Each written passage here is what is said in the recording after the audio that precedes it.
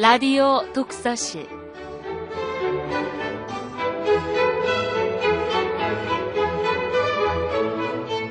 이 시간 진행의 김갑수 문화평론가입니다.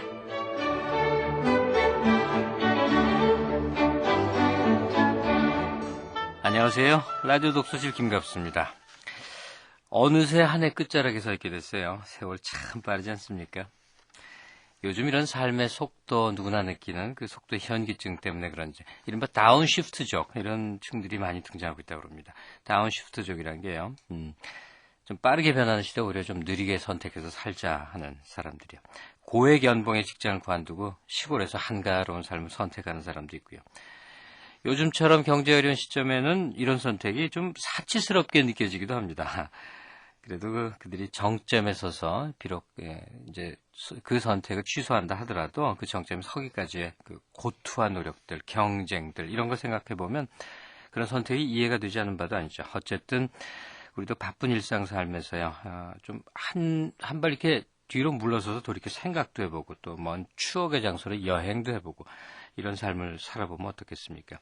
오늘 함께 감상하고자 하는 작품이 그런 내용입니다. 인생의 유턴 지점에선 중년의 한 인물이 젊은 시절에 과거로 여행을 떠나면서 현재 삶을 다시 한번 이렇게 반추해본다. 그런 내용을 다루고 있습니다. 먼저 2주일의 신간 안내해드리겠습니다. 성우 이은정 씨입니다.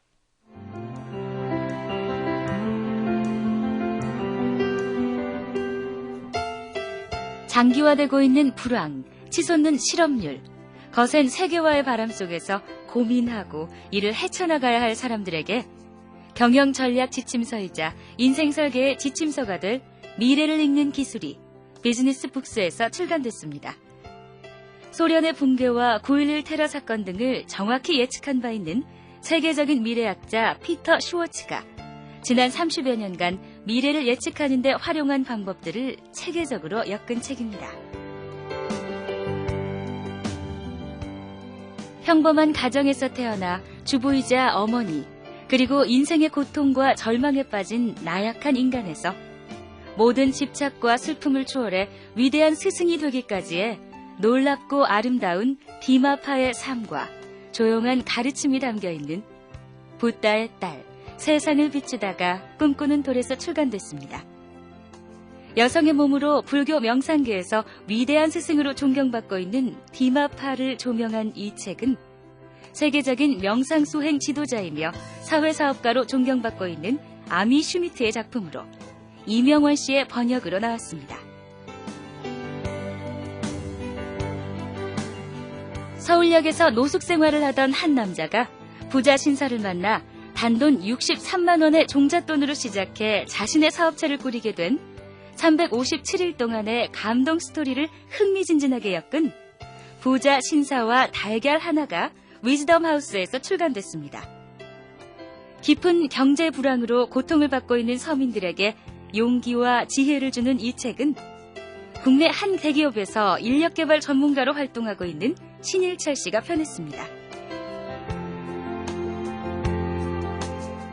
인도는 어려서부터 19단을 가르치며 수학교육을 시키고 남다른 수학 감각을 길러준 결과 전 세계 IT 산업의 새로운 메카로 부상하고 있습니다.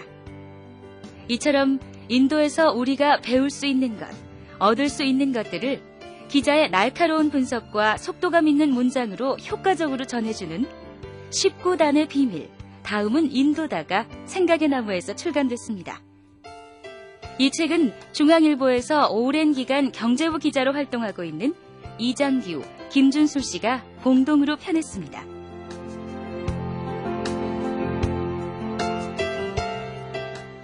네, 신간 안내 받으셨고요. 자, 오늘 함께할 작품의 작가는 이청애 씨입니다. 간단히 작가 양력을 소개해드리겠습니다. 서울생으로 이화여대 국문과 출신입니다. 1990년 중편소설 강으로 KBS 방송문학상 수상하셨습니다. 91년에 문학사상을 통해서 등단을 했고요. 장편소설 초록빛 아침, 아비뇽의 여자들, 오로라의 환상 등등이 있고요. 또 작품 모음집, 소설집, 빗소리, 숭어, 플라타너스 꽃, 악보 넘기는 남자. 오늘 함께할 작품이 바로 이 악보 넘기는 남자에 담겨있는 작품이죠. 또 장편동화, 내 친구 상하 등이 있습니다. 자, 이청애 씨의 중편소설 오후의 빛, 오늘 작품 악보 넘기는 남자 있는 오후의 빛 다루도록 하겠습니다. 작가 이청애 씨 자리에 모셨습니다. 안녕하세요. 안녕하세요. 네네. 그 악보 넘기는 남자 이 작품집 안에 오후의 빛 이 작품을 갖고 할 텐데요. 이제 드라마로 감상을 하게 되겠지만 작가가 잠깐 힌트를 주시면 어떻겠습니까? 어떤 작품인지 또 어떻게 읽고 들어야 하는지요. 저는 그냥 어떤 저 소설을 쓰다 보니까 이제 리얼리즘 소설에 좀 실증이 나서 네. 뭔가 이제 다른 변화를 줘보고 싶었고 그래서 이렇게 이미지를 형상화하는 그런 걸 해보고 싶어서 아마 쓴 것 같아요. 예. 예. 그러니까 일반적으로 실제로 있음직한 이야기 그렇게 흘러가는 거라기보다는 좀 환상성도 있고. 그렇죠. 예. 갑자기 사람이 나타났다 없어졌다 막 이러기도 예. 하고. 제가 미리 조금 안내를 해드리는 겁니다만 한국 소설에 많지 않은 그런 구도라고 생각이 듭니다. 이청의 중편소설 오후의 빛 함께 감상하시죠.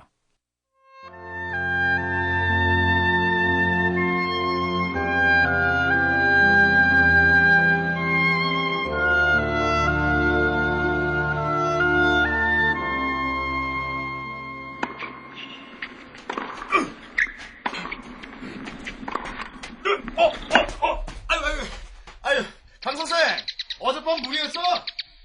공을 쫓아가 치는 순간 휘청 무릎이 접히는 듯 오색 빛가루가 눈앞으로 쏟아졌다. 어지러웠다. 웬일이지? 공 대신 코스모스 꽃이 눈에 들어오다니. 듀스!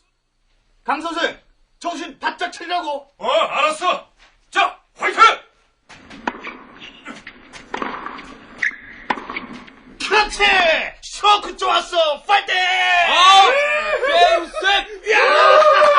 만세! 우리가 이겼다! 역시 강 선생하고 난 환상의 콤비야! 예, 우리가 젊은 소장판을 이겼으니 기분 좋네. 시원한 맥주라도 한 컵 할까? 난 안 돼. 진학반 보충 수업이 있어.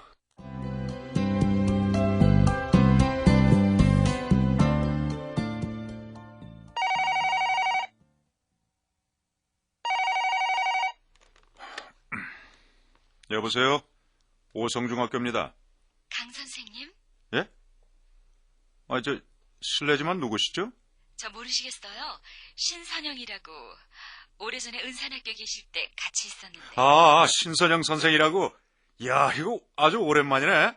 그동안 어디 있었어? 서울에 있었어요. 서울? 그때 학교를 서울로 옮겼었구나. 아니에요. 서울로는 그냥 왔어요. 여기 와선 다른 일을 해요. 다른 일? 다른 무슨 일? 방송 계통이요. 방송? 방송에서 무슨 일을 해? 아나운서야? 아나운서긴요. 그런 걸 아무 때나 할 수 있나요? 제가 거기 그만두고 여기 올라올 때가 몇 살이었는데. 그런가? 그는 신 선생의 나이를 짐작해봤다. 알 수 없었다. 그가 벌써 40 중반을 넘었으니 신 선생도 30대가 아닐까 짐작됐다.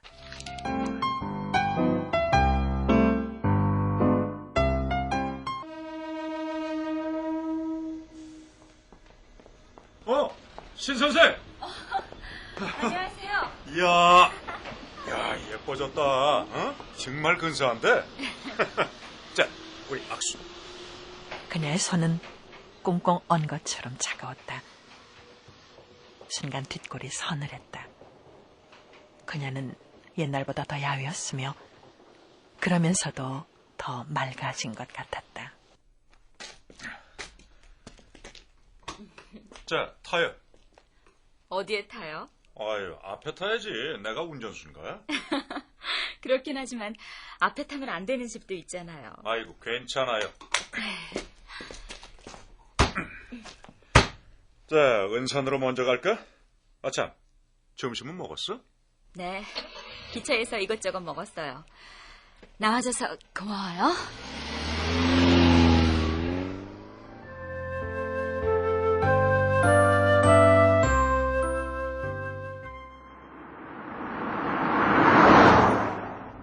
두 사람이 나란히 앉자마자 7, 8년의 세월은 사라져버린 것 같았다. 특별한 사이는 아니었지만 아쉽게 호감을 가졌던 사이였기에 그런 만큼 친밀했던 느낌이 둘 사이에 남아있었다. 중년일 텐데 나이는 얼로 먹었어? 더 날씬해지고 나긋나긋해졌네. 거짓말은. 좀 마른 건 사실이야. 살이 자꾸 빠지네. 왜, 어디 아파? 왜? 아픈 것 같아? 응. 안색도 좀 안 좋은 것 같고 몸도 여유. 전혀 아닌데? 나 아주 건강해. 그래? 아니 근데 올해 몇 살이야? 나이 많이 먹었지 뭐. 강 선생도 꽤 됐지? 많이 됐지. 가만히 있어봐라. 그러니까 우리가 몇 년 만에 만난 거야? 면밀히 횟수를 추적하자 정확히 13년 만에 만났다는 계산이 나왔다. 더구나 당시에 26살이던 신선영은 강희섭을 그녀 자신보다도 한 살쯤 아래로 알고 있었다. 그러나 정작 그는 그녀보다 7살이나 위였다. 기억의 허망함 앞에 그들은 혀를 내둘렀다. 우리가 은산중학교에 있던 1년 동안에 굉장히 친했었나 보다. 신 선생이 갑자기 내 생각을 한 걸 보면. 우리 둘만 친했던 것도 아니잖아. 늘 서너시 같이 다녔던 것 같은데. 그런데도 늘 강 선생이 생각났어. 첫사랑 얘기하던 것도 생각나고 양복 빨아입은 얘기도 생각나고. 그때마다 웃었지. 양복? 아니 첫사랑 얘기는 생각나는데 양복은 뭐야? 생각 안 나? 왜 세제 풀어서 솔로 살살 문질러 빨아입으면 되는데 뭐하러 드라이클리닝 하냐고 했잖아. 그렇게 맞벌이로 살림 일구고 점수 모아 은산에 왔다고 했잖아. 광역시 안에 이미 집도 사놓고.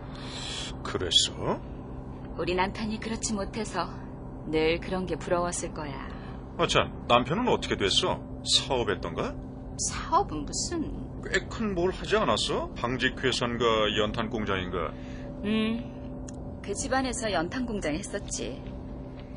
그런 병풍 때문에 내가 결혼했었나 봐. 아니 둘이 연애했다면서? 연애할 땐 아무것도 몰랐어. 나한테 그냥 잘해주니까 그게 사랑인가 했지. 아, 그래도 집안 좋고 명망 있는데 비빌 언덕이 있지 않았어? 나 이혼했어. 뭐? 이혼하고 서울 간 거야. 아니 애들은? 애들 데리고 갔지. 그녀의 야윈 몸피와 가는 손목, 뼈강상이 태어난 목 뒤가 도드라지며 이혼 후의 생활이 연습곡 장면처럼 솟아올랐다. 그러나 그녀는 쇠파에 지친 모습이 아니라 오히려 아리따워 보였다. 반질반질 윤이 나는 탐스러운 머리칼에 맑은 눈과 진분홍 입술이 향긋한 표정을 짓고 있었다. 돈이란 게 무척 난해한 거야. 살아보니 남편은 낭비와 방탕이 몸에 배어있는 사람이었어. 하지만 그뿐이었다면 그대로 버텼을지도 모르지. 아니 그럼 사업이 잘못됐어? 쿵 하고 얻어맞더니 순식간에 기울더라. 하여간 돈이란 놈과 인간이란 족속의 밑바닥을 실컷 구경했지. 내가 몰랐던 건 사람이 그렇게까지 자기 통제를 못하고 흘러갈 수 있는지 정말 몰랐어. 아니 결혼하기 전엔 전혀 몰랐어? 약간 불안한 느낌은 있었지만 그 정도인 줄은 몰랐지. 살아볼수록 안 되겠더라고. 그 와중에 순이고사를 쳤을 거야. 둘째 애를 베가지고. 그런 사정이 있었구나. 우린 그것도 모르고 빼기 좋아 초임인데도 2급지로 발령났다고 수군거렸는데. 그랬겠지. 힘들었겠다 그동안. 지금은 괜찮아. 마음도 홀가분하고 아주 편해. 그는 느리게 진행하는 화물 트럭을 휙 추월했다. 안정감 있게 차선에 진입한 뒤 옆을 돌아봤을 때 갑자기 신선영이 보이지를 않았다. 그는 깜짝 놀라 다시 옆자리를 돌아봤다. 역시 없었다. 빈 의자에 햇빛만 아른아른 남실대고 있었다. 식은땀이 확 솟았다. 행복지수 같은 게 있다면 아마 난 꽤 높을 거야. 돈은 필요가 없지만. 갑자기 귀에 튀어들어오는 신선영의 목소리에 그는 다시 옆자리를 돌아봤다. 어느새 신선영이 돌아와 있었다.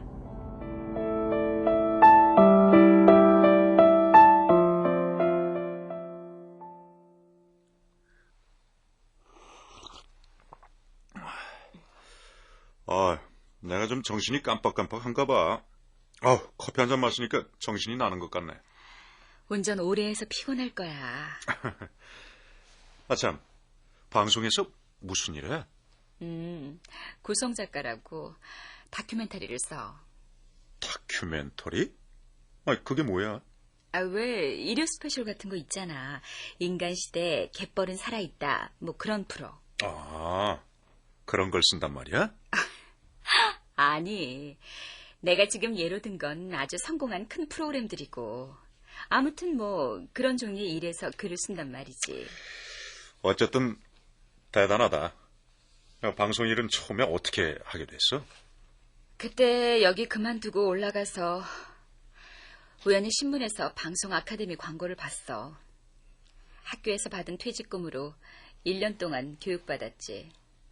운이 좋았는지 강의받던 선생님의 보조작가가 됐고 그러다 독립을 하게 됐어. 야, 대단하네. 근데 시간이 갈수록 방송작가란 직업이 서글퍼져. 아니, 왜?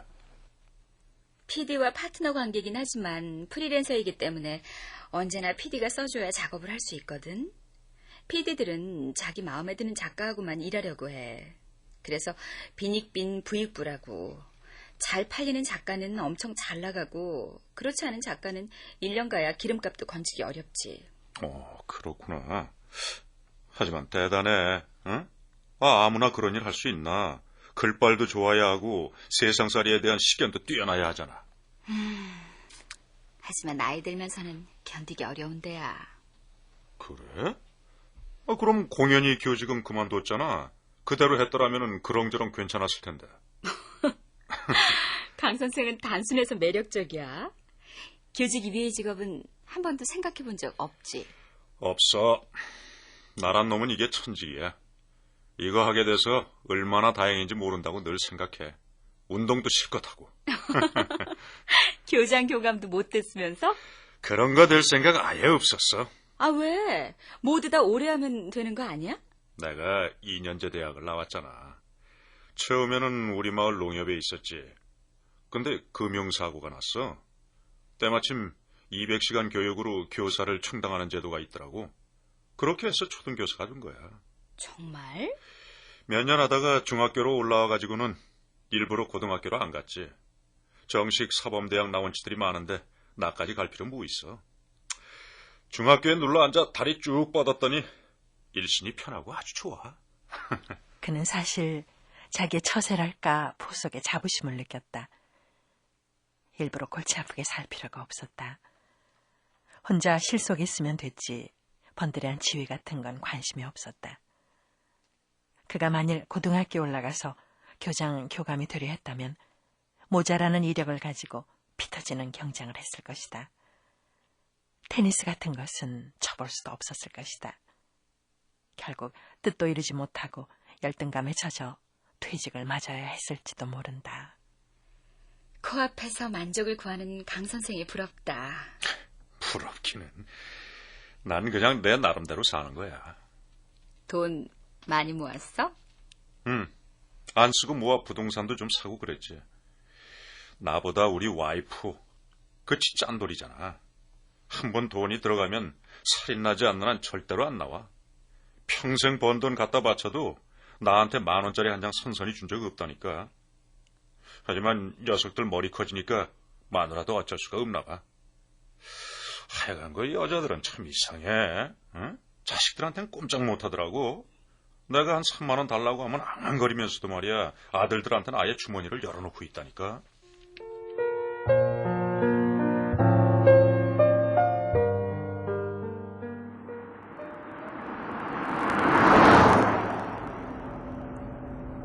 지금도 첫사랑 그 여자 생각나? 가끔 생각나지. 특히 마누라랑 그거 하고 나서. 무슨 사람이. 옛날에 말이야. 그 여자하고 그거 해봤어? 야, 신 선생 많이 발전했다. 옛날엔 그저 첫사랑 얘기 한 번 더 해달라고 조르고 나더니 이젠 했냐 안 했냐를 묻네. 잤어? 잤지. 많이 잤어. 사랑했으니까. 그땐 어디서 잤어? 촌이었잖아. 사람들 눈도 있고. 그때도 여관이다 여인숙이다 그런 거 다 있었어. 산도들도 많았고. 그럼 그 여자 그거 알고 갔겠네. 그 첫사랑은 그가 퇴촌에 있는 초등학교에 근무할 때 첫 발령을 받아 부임해온 여선생이었다. 그녀가 더듬더듬 교무실로 들어왔을 때 그는 벌써 그녀를 마음에서 점 찍어버리고 말았다. 채 한 달이 지나지 않아 그는 그녀를 연인으로 만들었다. 그가 그녀를 사귄 지 1년이 좀 지났을 때 그녀가 알아누웠다. 선천성 심장병이었다. 그녀는 인근 도시에 가서 수술을 받았고 그는 1년 반 동안 병원과 학교를 오가며 출퇴근했다. 그러나 그녀는 끝내 먼저 가고 말았다. 그 여자 부모님이 안 계셨어. 내가 입원비를 청산하고 장례식을 치렀어.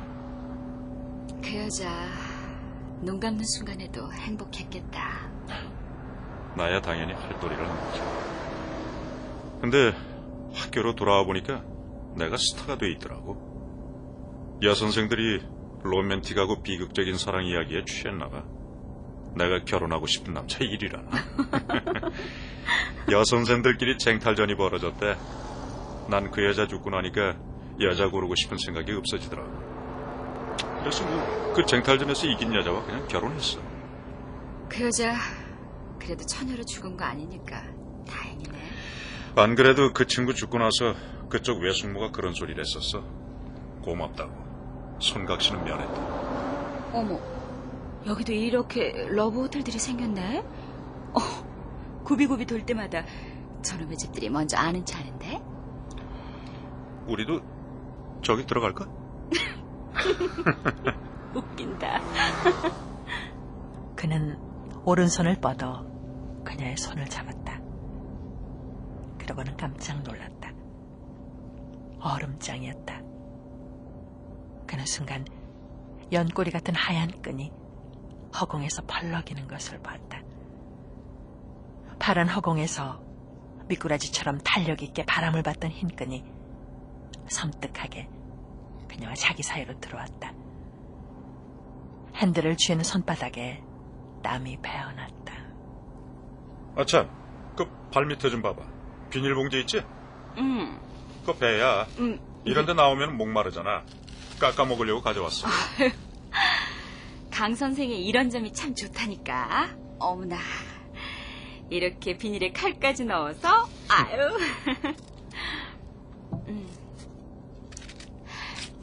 자, 배 드세요.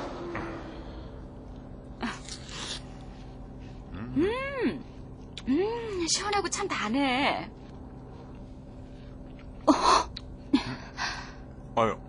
왜 그래? 저 장애차 때문에 그래? 무서워? 아니, 저는 무서웠는데 이젠 감상적이 돼.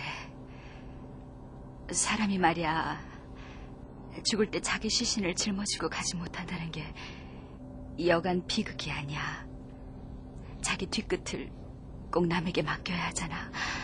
저렇게 정말 보이기 싫은 최악의 모습일 텐데. 죽었는데 뭘 알기나 하나? 그래도 아유, 신경 쓸 일 없나 보네. 나 죽으면 강 선생이 와서 장례 좀 지내주라. 그냥 화장으로. 뭐? 부탁할 사람이 없어서 그래. 애들은 이도저도 모를 거고. 몇 살인데? 크지 않았어? 고등학생이지만 걔들이 뭘 알겠어. 또 왠지 자식한테는 뒤를 부탁하기가 그렇고. 요즘 사이도 안 좋아. 내가 돈이 없으니까. 아니, 돈하고 그런 게 무슨 상관이야? 그렇지 않아. 초등학교 다닐 때까지만 해도 애들이 나를 아주 훌륭하게 여겼었어. 그런데 더 커지니까 안 그렇더라. 저희들 눈에도 이제 돈 많은 사람들, 능력 있는 사람들, 잘난 사람들이 많이 보이겠지. 그런 부모를 둔 애들이 부러울 테고. 부모 노릇도 돈이 하는 거더라고. 요즘 애들 가치는 명백히 돈이야. 그렇게 말하기로 치면 아무 할 말 없지 뭐. 갈수록 내가 볼품없고 능력 없고 하찮게 보이나 봐. 그래서 그런지 요즘은 나를 함부로 대하고 그래. 그렇게 사이가 떠서 나도 그 애들한테 내 시신 맡기기 싫어. 아니, 무슨 일이 있어? 왜 시신 얘기를 자꾸 해? 혹시나 해서지. 혹시 그런 일 생기면 사람이라는 게 앞일을 알 수 없잖아. 아서 말이 씨된다고.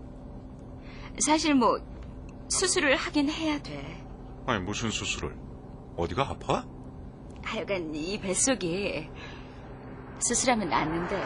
아니, 그런데 왜 중눈이 시신이니 그런 말을 입에 담아? 혹시나 해서라니까. 거의 괜찮겠지만 만에 하나라도 사단이 생기면 그땐 난감해서. 솔직히 수술받는 게 좀 두렵거든. 그녀가 느닷없이 멀리까지 그를 만나러 온 점, 자신의 시신을 부탁한 것, 은산학교에 가보고 싶다고 했던 것 등이 버무려지면서 하나의 불길한 느낌이 뚜렷하게 솟아났다. 아마 마지막을 장식하러 안간힘을 쓰고 여행을 떠나왔는지도 모른다. 가슴속에서 바닷물이 밀려왔다. 어디가 아픈데? 병명이 뭐야? 걱정 마. 혹시 일나면 내가 뒤처리 해줄게. 요즘은 암도 수술하면 다들 낫잖아. 수술할 때나 연락해. 내가 꼭 가보게. 고마워. 나 고등어잡이 배를 탄 적 있어. 고등어잡이 배? 여러 배들이 팀을 이루어 고기잡이를 해. 주로 한밤중에. 그물을 끌어올리면 퍼덕퍼덕 번쩍번쩍 장관이야. 수십 수백만 마리의 고기들이 동시에 잡혀 올라와. 그리고 냉장 창고로 들어가서 한꺼번에 죽어가는 거야. 서로 부대끼면서. 난 그런 생각을 했어. 저 고등어들은 괴롭긴 하지만 외롭지는 않겠다고. 그녀는 외로워하고 있었다. 아니, 두려워하고 있는지도 몰랐다. 그는 그녀의 기분을 되돌려놓고 싶었다. 신 선생이 은산학교에 왔을 때 우린 처음으로 여성의 향기 같은 걸 맛봤지. 학교라는 곳이 그렇잖아. 학생들은 전부 교복을 입고 있고 선생들도 점잖고. 그땐 그랬지. 여선생들도 남선생들처럼 검정이나 고동색 바지를 입고 마치 군인이나 경찰 같은 얼굴로 다녔잖아. 맞아. 전부 시커멓게 입은 게 꼭 일제 때 무슨 검표원이나 검사원 같았어. 그래서 난 일부러 더 반대로 하고 다닌 거야. 화사한 색깔의 옷만 골라 입었지. 그랬던 거야? 우리 저기 가서 생선회 먹고 가자. 잘하는 집이 있어.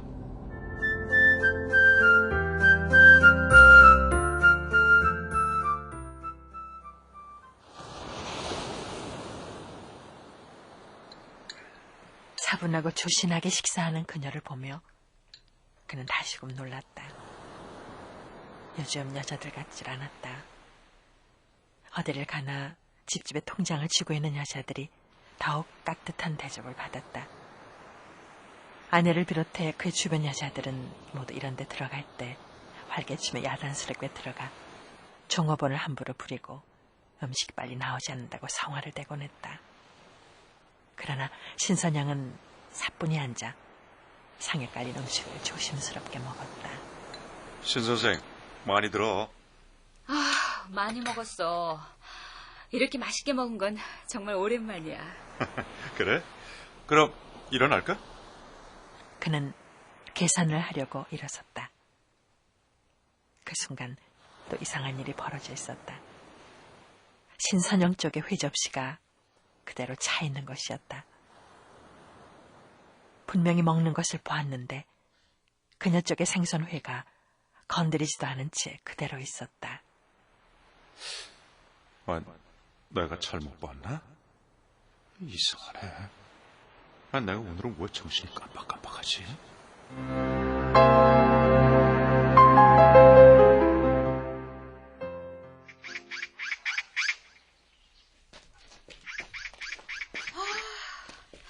정말 많이 달라졌다.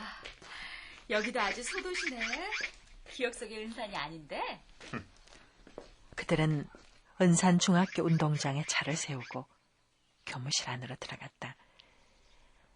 일찍 선생님으로부터 따끈한 커피를 대접받은 뒤 그들은 포도원 쪽으로 걸었다. 야, 포도원은 지금도 그대로 있네. 그땐 여름방학 끝나고 학교 나오면은 포도 익어가는 냄새에 정신이 다 아뜩했잖아. 맞아. 그땐 정말 포도 이가 시리도록 먹었었는데. 강 선생, 우리 저기로 가보자. 저기 냇가 쪽으로 오두막집이 한 채 있었거든?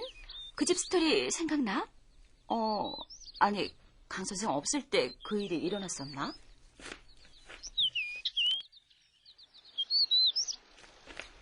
저 집이야? 맞아. 그 집 그대로 있구나. 근데 강 선생 그 얘기 모르는구나? 아니, 무슨 얘긴데?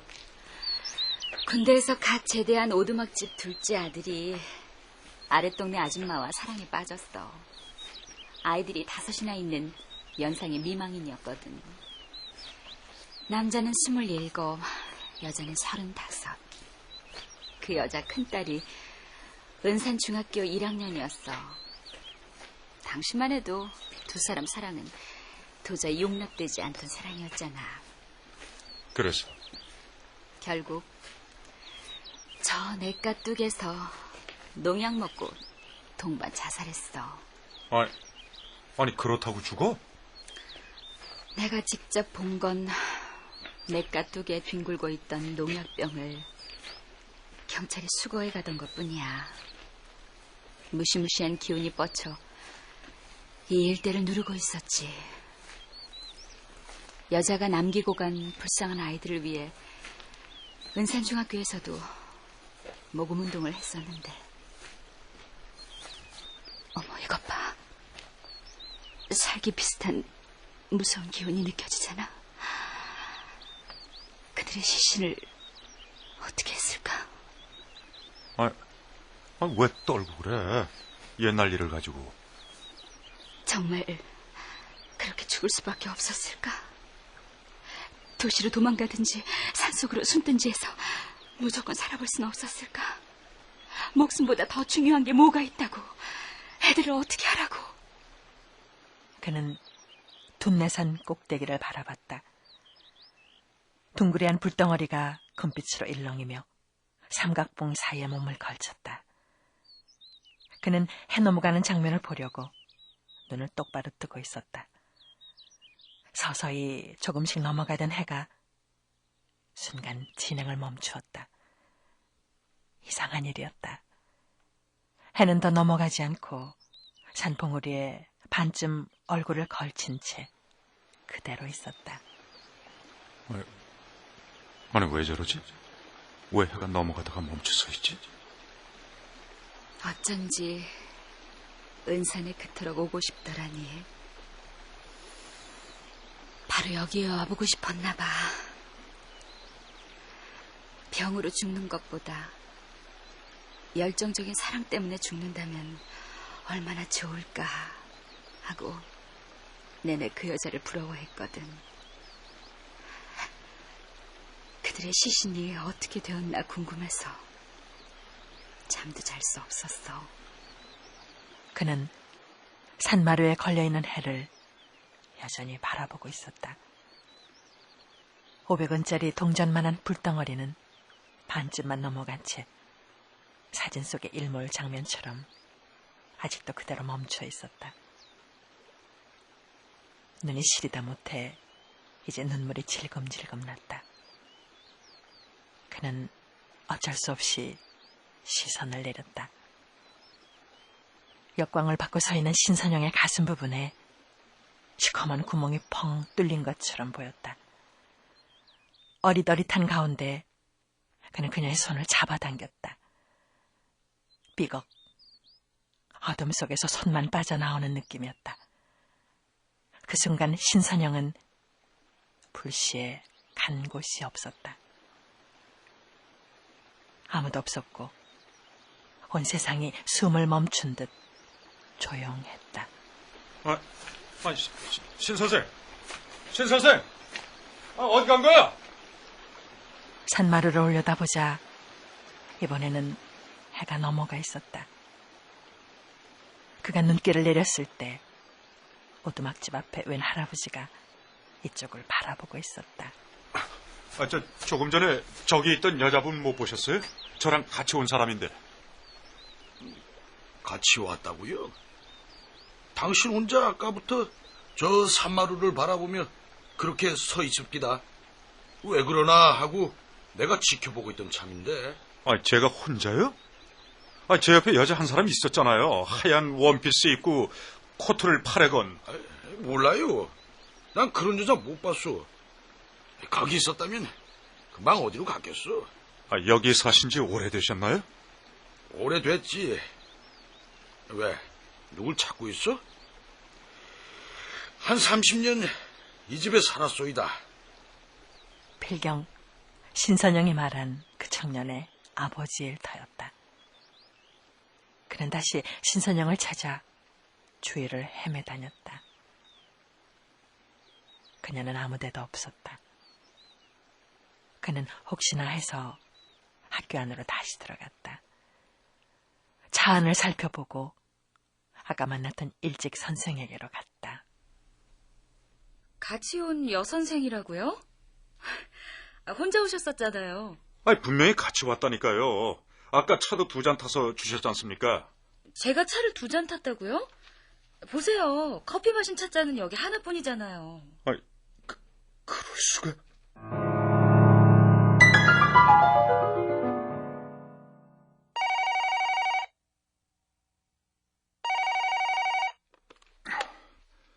오성중학교입니다. 강 선생님. 저 김하자예요. 청소년 선도 순회 교육을 그 학교에서는 어떻게 하고 있어요?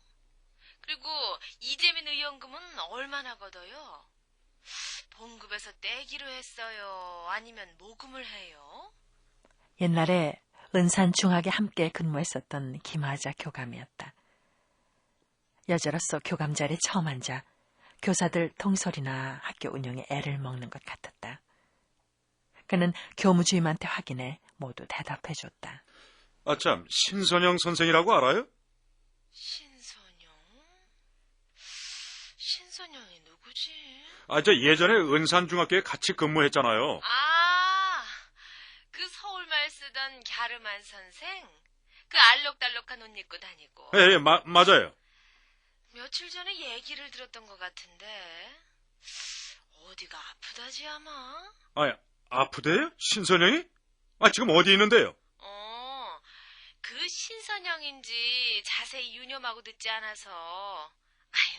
내가 젊은 선생들한테 관심이 있나 뭐. 그 서울 산다든가. 교직은 그만두고 방송국에서 뭘 했더네 어쨌대나. 그때 왜 같이 있던 양호 선생 있잖아요. 그이가 신 선생하고 연락이 있다는군. 양호 선생이요? 그 연락처 알아요? 극장에서 만났어. 그 양호 선생을. 우연히 뭐 이 얘기 저 얘기 하다가. 근데 병원에서 그냥 퇴원을 했다든가. 뭐 젊은 나이에 참 안 됐다고 생각했지. 뭐라고 그래요? 췌장암이라고 했던 것 같아. 근데 강 선생이 그 신 선생을 왜 물어? 갑자기 꿈에 나타나서. 꿈? 그럼 좀 잘 들어둘 걸 그랬네. 양호 선생 얘기로는 오늘 내일 하는 걸로 얘기하던데. 가슴이 철렁 내려앉았다. 어제 혹시 신 선생이 운명했을지도 모르는 일이었다. 어제 저녁 산마루에 해가 더 넘어가지 않고 걸려있던 것이 떠올랐다.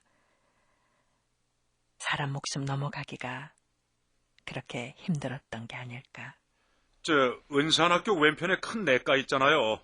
그 포도원에서 그 뚝 쪽으로 가면 오두맛집 저 한 채 있는 거 알죠? 그렇지. 거기 총각 자살한 얘기 알아요? 아유, 알지. 알고 말고. 그때 온 읍내가 떠들썩했는데. 왜? 강 선생은 모르나?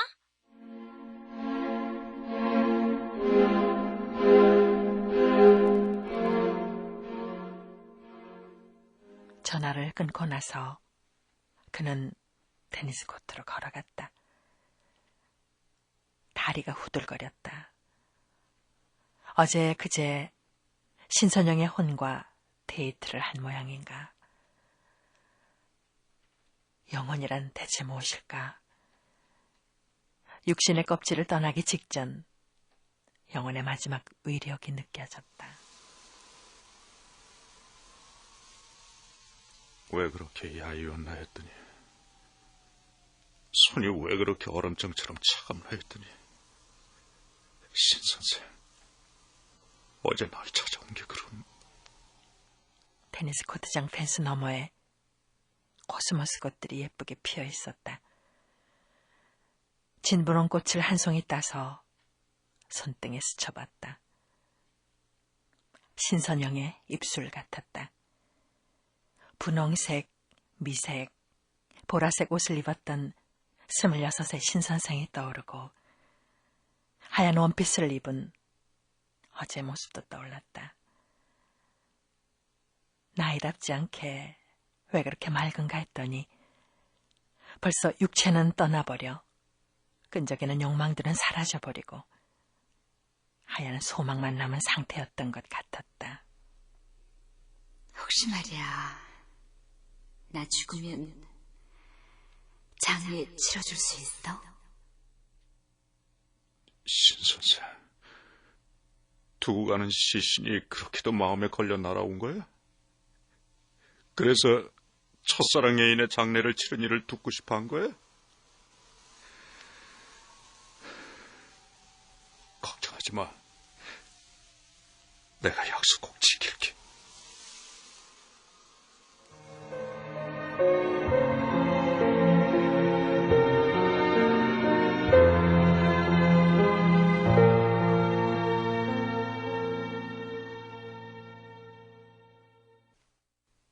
이청의 중편소설 오후의 빛 감상하셨습니다. 지금까지 출연해 강구한, 문선희, 이재용, 홍진욱, 임주현, 곽윤상, 최창석, 이은정, 해설 박윤아, 음악 이문경, 효과 강성범, 안익수, 장찬이었습니다. 작가이신 이청의 선생과 얘기 나누고 있습니다. 작품 얘기 더 나눠보도록 하죠. 이 선생님, 네. 예. 일단 오후의 빛, 이 제목이 작품을 이렇게 들여다보면 아하 이런 연관이었구나 하고 느껴지는데 좀 보완적인 그 제목의 의미라고 그럴까요? 좀 설명해 주시면 좋겠습니다. 오후의 빛 이퀄 그 마지막 생명의 불꽃이라고 이제 제가 생각을 했고요. 사람이 그 숨 넘어갈 때는 그 굉장한 무엇이 있다고 생각해요. 예. 그러니까 넘어가는 해를 멈추게 할 만큼. 그래서 우리가 일생 동안 그 받는 스트레스 중에서 그 죽을 때 받는 스트레스가 가장 그 크다고 하대요. 네. 예, 그러니까 스트레스 호르몬이 그때 제일 많이 분비된대요. 이렇게 죽음의 순간은 이제 알만한 사람들한테는 무슨 징후가 있을 거라고 그런 생각이 들어서 예. 그걸 이제 자연 현상에 투사해서 표현하고 또 상징화하고 또 그걸 제목으로 그렇게 정했습니다. 네. 이런 어쩌면 영혼의 만남이었던 것 같은데 말이죠. 예. 이런 구도를 설정하신 의도가 뭐였을까요? 글쎄 뭐 저는 그 심오한 그런 뜻보다 이제 재미있게 또 호기심 어리게 그렇게 읽히고 싶었어요. 예. 제 소설의 목표가 이제 빠르고 재미있게 읽히고 이제 그런 다음에 무언가를 생각하게 하고 싶다. 이제 그런 거거든요. 네. 그래서 그냥 살아있는 남녀가 만났다면 재미가 훨씬 덜할 것 같아요. 예. 이제 그래서 그 코스모스의 이미지를 지닌 그런 애틋한 여인의 인생을 한번 감미해보고 네. 뭔가를 생각해보게 그렇게 하고 싶었죠. 이걸 뭐 사실적으로 암에 걸린 30대 여자의 얘기를 쓴다면 네. 이제 다가오는 느낌이 훨씬 달라요. 그리고 또 제가 이렇게 죽는 순간을 더러더러 이렇게 생각해 보는데 마지막 순간에 그러니까 이승과 결별하기 직전에 단 한 번 어딘가로 날아갈 수 있다면 예, 아마도 자기 일생 중 아름다웠던 한때로 또 고운 감성이 서려 있는 순간으로 네. 또 사랑한다고 말하지도 못했던 그런 아쉬운 순간으로 날아갈 것 같아요. 예. 본인 얘기시군요, 이게. 그래서 저는 이렇게 이글이글한 이런 칸나보다 예. 그 코스모스가 하늘하늘하고. 더 오래 이렇게 눈에 남아 있더라고요. 이상하게 칸나는 보는 순간 굉장히 많이 압도하는데 네. 그 돌아서서 가노라면은 그건 금방 사라지고 코스모스는 별로 주의 깊게 보지도 않았는데 굉장히 오래 그 눈에 남아 있더라고요. 네. 그런 잔상 같은 뭐 이렇게 하여튼 저는 이렇게 개인적으로 딱 부러지게 네모 반듯한 그런 얘기보다 네. 다소 몽환적이고 이렇게 환상이 섞여 있는 또 불가사의한 뭐 이런 것들을 좋아하는 기질이 있나 본데 아마도 예. 타고난 것 같아요. 그래서 의식해서 막 어떤 의도를 가지고 뭐 이렇게 추구하지는 않았어요. 네. 앞으로 또 작품 활동을 계속 하실 텐데 어떤 계획을 갖고 계십니까?